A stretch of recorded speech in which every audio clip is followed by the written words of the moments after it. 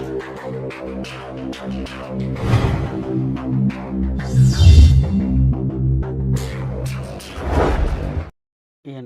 குலதெய்வமான குழந்தாளம்மனை போற்றி, பெரிய கருப்பண்ணசாமியை போற்றி. அனைவருக்கும் எனது பணிவான வணக்கங்கள். வணக்கம். மறுமணம், அதாவது இரண்டாம் திருமணம் யோகம் அப்படின்றோம். இது ஒரு எடுத்துக்காட்டாக போகிறது ஒரு பெண்ணுடைய ஜாதகம். சரிங்களா? ஃபஸ்ட்டே சொல்லிடலாம். அப்போ இரண்டாம் திருமணம் அப்படின்னாவே எல்லாருக்கும் தெரியும், 11ஆம் இடம் வலுப்பெற்றிருக்கணும், 7ஆம் இடத்துக்கு அதிபதி வலுவு கெட்டு இருக்கணும். அப்படித்தானே? அந்த மாதிரி வந்துடணும். தசாபுத்திகள் அந்த லக்கணத்துக்கு பாவருடைய தசாபுத்தி வரணும். நன்மையை செய்யக்கூடாத ஒரு பாவருடைய தசாபுத்தி வந்தால் இந்த மாதிரிலாம் நடக்கும். சரிங்களா? அப்படி பார்த்துக்கும். இதுதான் அதோடைய ஒரு ரூல். 7ஆம் இடத்துக்கு அதிபதி கெட்டு போய், இல்லை 7ஆம் இடத்துக்கு அதிபதி வேறு எங்காவது வலுப்பெற்றிருந்து 7ஆம் பாவகம் கெட்டு, 8ஆம் பாவகமும் கெட்டு, இப்படித்தான் எடுத்துக்கலாம். 7, 8, 11ஆம் இடம் வலுப்பெற்றிருந்தால் இந்த மாதிரி இரண்டாம் திருமணம் வரும். முதல் திருமணம் கெடுறதுக்கு காரணம் என்னென்னா, அதோடைய தசாபுத்திகள் அந்த நேரத்தில் இருந்து அஷ்டமச்சனி, 7 சனி, இந்த மாதிரி காலகட்டத்தில் ஏதாவது சம்பவங்கள் நடக்கலாம். தசாபுத்திகள் மோசமாக இருந்து, நான் 7 சனிலாம் எல்லாத்துக்கும் வந்துக்கிட்டு தான் இருக்குது. அஷ்டமச்சனி, கண்டகச்சனி, பாதச்சனின்னு. இதில் நம்ம 7 சனி எல்லாத்துக்கும் தான் நடக்குது, எல்லாத்துக்கும் டைவர்ஸ் நடக்குதுன்னு அப்படி கிடையாது. இந்த மாதிரி ஒரு அமைப்பு. இப்போ எல்லாத்துக்கும் தான் பாவருடைய தசாபுத்தி நடக்குது. அப்போ அதெல்லாம் இருக்கா அப்படின்னா, வயதிற்கு தகுந்த மாதிரி. இப்போ உடனே கல்யாணம் ஆகுது, ஒரு சிறு வயசில் இருக்குது, அப்போ அவங்களாம் பொருத்தம் பார்க்கல அப்படின்னா, பொருத்தம்லாம் பார்த்து தான் முதல் திருமணம் பண்ணியிருப்பாங்க. அதோடைய நேரங்காலங்கள் சரியில்லை. அதுக்கு தான் படித்து எல்லாருமே சொல்கிறாங்க. ஜோதிடம் எல்லாம் நிறையா பேர், அதாவது பேரை சொல்ல விரும்பலை, நல்ல ஒரு நிறையா ஜோதிடர்கள் இருக்காங்க நம்ம தமிழ்நாட்டில். அவங்க எல்லாம் சொல்கிறது, பொருத்தம் பார்க்கும்போது நட்சத்திரம் பொருத்தம் பாருங்கள், வேணாங்களை அது ஒரு கணக்கு தான். அதற்கு அடுத்தபடியாக ஆணுக்கோ பொண்ணுக்கோ வரப்போடைய தசாபுத்தி, இப்போ என்ன தசாபுத்தி வரப்போகுது, 6, 8ஆம் இடத்துக்கு அதிபதி வரப்போதா, அந்த காலகட்டத்தில் 7 சனி, அஷ்டமச்சனி வரப்போதா, இந்த மாதிரிலாம் ஒரு கவனமாக பார்த்து இந்த மாதிரி திருமணத்துக்கு நம்ம பொருத்தம் பார்க்கும்பொழுது இது உத்தமமாக இருக்குது, நல்லா இருக்குது, பண்ணலாம். தசாபுத்தி நல்லா இருக்குது, ராசி லக்னங்களும் எல்லாமே நல்லா வலுப்பட்டுருக்கு, குழந்தை எல்லாத்தையும் கவனித்து பார்க்கும்போது அது பரவாயில்லை, நல்லா இருக்கும். அப்புறம் இதுக்கு மேலே ஒரு விதி. இப்போ நம்ம ஜோதிடத்தில் நம்ம பார்க்குறோம், ஜாதக ரீதியாக நம்ம சொல்லிக்கிட்டு இருக்கோம். இப்போ ஜாதகத்தில் இப்போ இந்த மாதிரி நான் சொன்ன மாதிரி எல்லா பொருத்தமும் பார்த்து கல்யாணம் பண்ணுறாங்க, திருமணம் நடக்குது, சந்தோஷமாக இருக்கிறார்கள். இந்த மாதிரி மோசமான தசாபுத்தி வருது, அந்த காலகட்டத்தில் கோச்சாரத்துலேயும் நேரங்காலம் சரியில்லை அப்படிங்கும்போது எங்கிட்ட புட்டுக்கிட்டு போயிடும். சரிங்களா? சரி, பார்ப்போம். இப்போ இரண்டாம் திருமணத்துக்கு யோகம், திருமணமாகி நல்ல சந்தோஷமாக இருக்காங்க. இது ஏன் அப்படின்னா அதையும் பார்க்கணும். சரிங்களா? பார்த்துருவோம். அப்போ ஒரு பெண்ணுடைய ஜாதகம் தான், பேர் எப்பயுமே நான் சொல்கிறதில்ல, அது தேவை கிடையாது. நீங்கள் கமாண்டில் போட்டால் மட்டும்தான் உங்களுடைய பேர் என்னன்னு சொல்லுவேன். நம்ம எடுத்துக்காட்டுக்கு போடுறதெல்லாம் போட தேவையில்லை. 5ஆம் தேதி 3வது மாதம் 2000 வருஷம், 5/3/2000 பகல் 12 மணி 30 நிமிஷம் அவங்க பிறந்திருக்காங்க. திண்டுக்கல் மாவட்டத்தில் தான் பிறந்திருக்காங்க. சரிங்களா? அந்த அடிப்படையில் பார்க்கும்போது அப்போ 5/3/2000 12:30 PM, பெண்ணு, ஞாயிற்றுக்கிழமை பிறந்திருக்காங்க, சதய நட்சத்திரம். ராசி கட்ட ஸ்க்ரீனில் வருது பாருங்கள். லக்னமாக வர்றது ரிஷப லக்னம், ராசி கும்பம். ஜோதிடர்கள்லாம் தெரியும், இந்த கட்டத்தை போட்ட உடனே ஆகான்னு. சரி, அப்படியே வந்துடுவான். 2ஆம் இடத்துல யாருமில்ல, 3இல் ராகு, 9இல் சுக்கிரனும் கேதுவும். லக்னாதிபதி போய் 9ஆம் இடத்துல இருக்கார், அது நல்லது தான். 10இல் சூரியன் திக்பலம், சந்திரன், புதன் அந்த இடத்துல அஸ்தங்கம் பெற்று உள்ளார். 11இல் செவ்வாய், 12க்கும் 7க்கும் அதிபதி செவ்வாய் 11ஆம் இடத்தில் இருக்கிறார். 12இல் சனி நீச்சம், குரு இருக்கிறார். குருவும் செவ்வாயும் பரிவர்த்தனை யோகங்கள். இதுதான் வந்து இந்த ராசி கட்டத்தில் உள்ள கிரகத்தோடைய அமைப்பு. இதில் வலு எந்தெந்த கிரகம் அப்படின்னு நம்ம எடுக்கும்போது வந்து சூரியன் வந்து நல்ல திக்பலம் பெற்றிருக்கார். 4ஆம் இடத்துக்கு அதிபதி. குடும்பஸ்தானம், படிப்பு, இந்த மாதிரி உயர்ந்த படிப்பு இதுக்கெல்லாம் உள்ள சூரியன் வந்து 10ஆம் இடத்தில் திக்பலம் பெற்று புதனை, படிப்பை கொடுக்கக்கூடிய புதனை அஸ்தங்கம் செய்து, திதி என்ன திதி அதையும் கூட பார்த்துருவோம். ஒரே ஒரு நிமிஷம். திதியை பார்த்துட்டோம்னா நமக்கு சந்திரனோட வலு என்னன்னு பார்த்துடலாம். அமாவாசை திதி தான். அப்போ சந்திரன் ஒளி இழந்து உள்ளார். இந்த இடத்துல 3ஆம் இடத்துக்கு அதிபதி தைரியம், வீரியம், இந்த புகழ், கீர்த்தி இதெல்லாம் கொடுக்கக்கூடியவன் வந்து 3ஆம் இடத்துக்குள்ள அதிபதி சந்திரன் நீச்சம் கிடையாது. அந்த இடத்துல அமாவாசை, நீச்சன்றாதீங்க, அமாவாசை சந்திரன் ஒளி இழந்து உள்ளார்.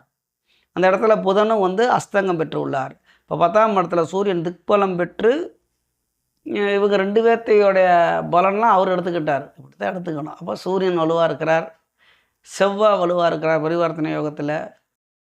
சனியும் அந்த இடத்துல நீச்சம் பெற்றாலும் அவர் ஒரு நீச்ச பங்கம் தான் இருக்கார். ராஜயோகம் கிடையாது, நீச்ச பங்கமாக இருக்கார். லக்னாதிபதியான சுக்கிரனும் போய் 9ஆம் இடத்துல இருக்கிறது, கோணத்தில் இருக்கிறது, அது ஒரு நன்மை தான். அப்போ இந்த இடத்துல வந்து வலு இழந்த கிரகம் எதுன்னு எடுத்துக்கிட்டிங்கனாக்கும் சந்திரன் மட்டும்தான். சந்திரனை தான் நம்ம வந்து வலு இழந்ததாக எடுக்க முடியும். வலு இல்லாத கிரகம் அப்படி எடுத்தால் அது மட்டும்தான். இப்போ குரு வந்து நீச்சம் கூட சேர்ந்துருக்காரு அப்படின்னாக்கும் இந்த லக்கணத்துக்கு அவர் அப்படி இருக்கிறதே நல்லது தான். இருந்தாலும் அவர் தான் அவர் போட்டு விட்டுருக்கார். இருந்தாலும் பரிவர்த்தனை யோகத்தில் இருக்கார் செவ்வாயும் குருவும். இப்போ குருவும் வலுவாக தான் இருக்கார். இப்போ படிப்பு கொடுக்கணும், பணத்தை கொடுக்கணும், இந்த மாதிரி காரத்துவம்லாம் குரு தானே, புதனும் குரு தானே. அப்போ குரு கெட்டு போயிட்டால் படிப்பு வந்திருக்காதுல்ல, எடுத்துக்கலாம். அப்போ குரு வலுவாக இருக்கிறார். எப்படி இருக்காருனாக்க பரிவர்த்தனை யோகத்தில். அப்போ கிரகங்கள் வலுவாக இருக்குது. சரிங்களா? அப்போ இவங்க பிறந்த நட்சத்திரம் அப்படியே தசாபத்திக்கு வந்துடுவோம். இப்போ வந்து அவங்களுக்கு வந்து அதையும் பார்த்துருவோம்.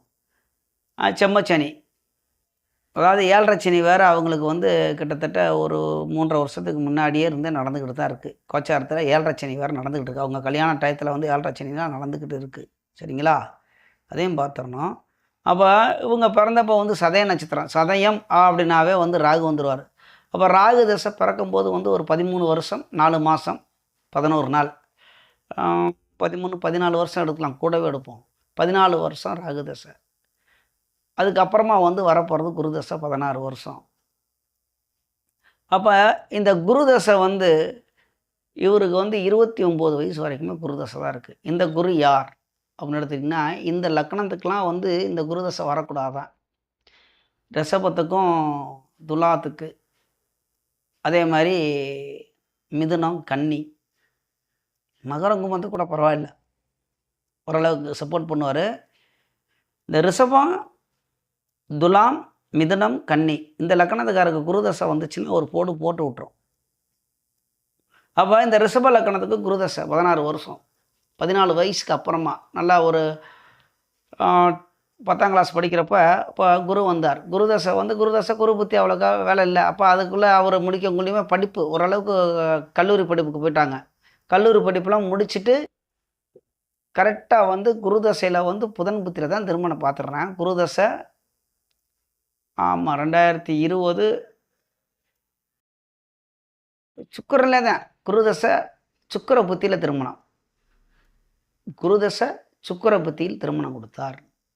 லக்னாதிபதி போய் 9ஆம் இடத்துல இருக்கிறாரு. சுக்கரன் வந்து தாம்பத்திய சுகத்துக்கும் ஒரு என்ன சொல்கிறது, லக்னாதிபதி வேறு இல்லைங்களா, ஒரு நன்மையை செய்யலாம்னு செஞ்சு விட்டார். இந்த குரு வந்து இந்த லக்னத்துக்கு வந்து 8ஆம் இடத்துக்கு அதிபதி. இந்த குரு வந்து 8ஆம் இடத்துக்கு அதிபதி போய் 12ஆம் இடத்துல இருக்கார். அப்போ கெட்டவன் கெட்டிடு ராஜயோகம். ஓகே, அவர் கெட்டு தான் இருக்காரா, எங்கேயா ராஜயோகத்தை காணா அப்படின்னாக்கும், ஏற்கனவே வந்து அவர் வந்து குரு வந்து 8ஆம் இடத்துக்கு அதிபதி போய் 12ல் நிற்கிறது, மறைவு ஸ்தானத்தில் இருக்கலாம், அது ஒரு யோகம்தான், அது ஓகே, அதில் வந்து எந்த மாற்று கருத்தும் கிடையாது. ஆனால் நீச்ச சனியோடு சேர்ந்துருக்கார். இன்னொரு அடி வாங்குறார். அதில் என்ன அப்படின்னு கேட்டிங்கன்னா, பரிவர்த்தனை யோகத்தில் இருக்கிறார். அதை வேணால் எடுத்துக்கலாம். பரிவர்த்தனை யோகத்தில் இருக்கிறார், அது வந்து ஒரு நன்மை. கேதுவோட சாரம் பெற்றுள்ளார், அஸ்வினியோட சாரம் பெற்றுள்ளார். இந்த குரு வந்து சாரநாதன் கேது.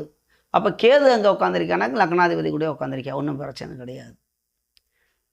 லக்னாதிபதியான சுக்கிரன் கூட சேர்ந்திருக்கான். இந்த சுக்கிரன் வந்து யாருன்னு கேட்டிங்கன்னாக்க லக்னத்துக்கு அதிபதி அவர் தான், 6ஆம் இடத்துக்கு அதிபதியும் அவர் தான். லக்னத்துக்கு 9ஆம் இடத்துல இருக்கும்போது லக்னத்துக்கு தொடர்பு கொள்கிறார், 6ஆம் இடத்து வேலையை செய்ய மாட்டார், அதையும் சொல்லிடலாம். அப்போ குரு தசை சுக்கிரன் புத்தியில் கல்யாணத்தை பண்ணினார். இந்த குரு வந்து அந்த லக்னத்தை கெடுக்கணுங்கிறது விதி. 8ஆம் பாவகத்தோடைய வேலையும் 6ஆம் பாவகத்துக்குள்ள சுக்கிரனுடைய வேலையும் 11ஆம் பாவகம் என்னதான் இருந்தாலும் மாராஸ்தானம் இல்லையா, நிச்சம் கூட உட்காந்துருக்க குரு இல்லைங்களா, நிச்ச செயலை செய்து விட்டார். கல்யாணம் ஆச்சு. அதே மாதிரி ஒரு அகுமான அசிங்கத்தையும் கொடுத்து விட்டார். 7.5 சனி வேறு, சொல்லவே தேவையில்லை. இந்த மாதிரி தசாபுத்தி வர்ற பார்த்தா அந்த 7.5 சனி அஷ்டம சனிலாம் வந்து ஒரு மனிதனை வந்து ரொம்ப என்ன சொல்கிறதுன்னா கஷ்டங்களை கொடுக்கும், தாங்க முடியாத கஷ்டங்கள். வாய் விட்டு அப்படியே அழுதுருவாங்க அடுத்தவங்கள்ட்ட சொல்லும்போது, இந்த மாதிரிலாம் கஷ்டம் வருதப்பா பான். 7.5 சனி, இப்போ செம்மத்தில் வர சனி, செம்ம சனி. 6ஆம் இடத்துக்கு அதிபதி, 8ஆம் இடத்துக்கு அதிபதி, மாரகஸ்தானமான போய் 11ஆம் இடத்துல இருக்கிறார்கள். அந்த இடத்துல நீச்சம் கூட குரு சேர்ந்துருக்கிறார், சொல்லவே வேணாம். சரி, அப்போ முதல் திருமணம் இந்த சுக்கரதசையிலே வந்து குருதசை சுக்கரபுத்திலே கல்யாணமும் ஆச்சு. கல்யாண மானத்திலேருந்து சந்தோஷமாக இருந்தாங்களா அப்படின்னா சந்தோஷமும் கெடுக்கலை. அது ஒரு விபத்து மாதிரி நடந்து அது முடிஞ்சிருச்சு. அடுத்து இப்போ அந்த பொண்ணுக்கு 2ஆம் கல்யாணம் ஆகி வெளிநாட்டில் இருக்காங்க. ரைட், 12ஆம் இடம் 8-12 வெளிநாடு. அப்போ அவங்க வெளிநாட்டில் இருக்க போய் தான் நன்மையாக இருக்காங்க, இருந்தாலும் கஷ்டம்தான். திருமண வாழ்க்கையில் சந்தோஷமாக கொடுத்துட்றாங்க, தாய் தகப்பன் உற்றார் உறவினர் சொந்தம் பந்தம் எல்லாத்தையும் பிரிஞ்சு வெளிநாட்டில் இருக்காங்க. ஏதாவது ஒரு கஷ்டம். அது எப்போ கொடுத்தாரு அப்படின்னு நம்ம கேட்கும்போது வந்து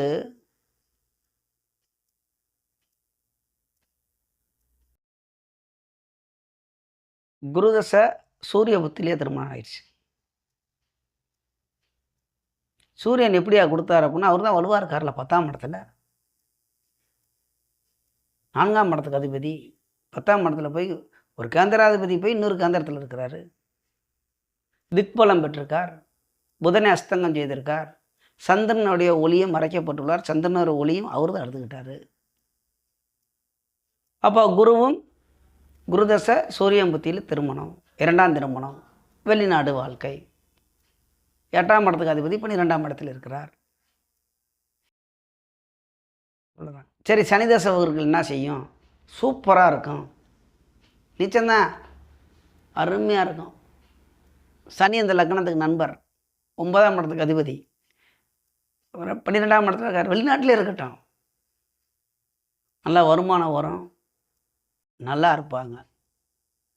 அதாவது ஒரு ஜாதகம் எடுக்கிறோம்னா இப்படித்தான். ஆனால் வந்து அந்த குருதசை வந்து இந்த மாதிரி ரிஷபம், துலாம், மிதுனம், கன்னி, அதே மாதிரி மகரம், கும்பத்துக்கெலாம் கெடுக்கத்தான் செய்வார். அதில் வந்து இவ்வளோக்கா பாதிப்பு வராது, இருக்கும் இடத்துக்கு தகுந்த மாதிரி.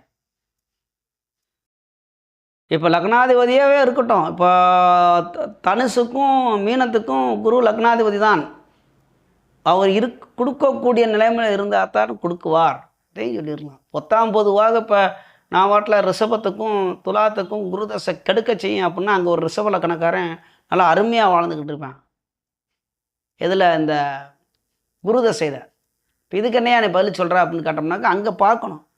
அப்போ குரு வந்து என்னன்னா மறைமுகமாக வலுப்பட்டிருப்பார். அதில் என்ன மறைமுகம் வலு, நீச்சபங்கம் இல்லை, ஒரு மறைவு ஸ்தானத்தில் இருந்து வீடு கொடுத்தன்னு வலுவாக இருப்பான், எப்படியோ ஒன்று.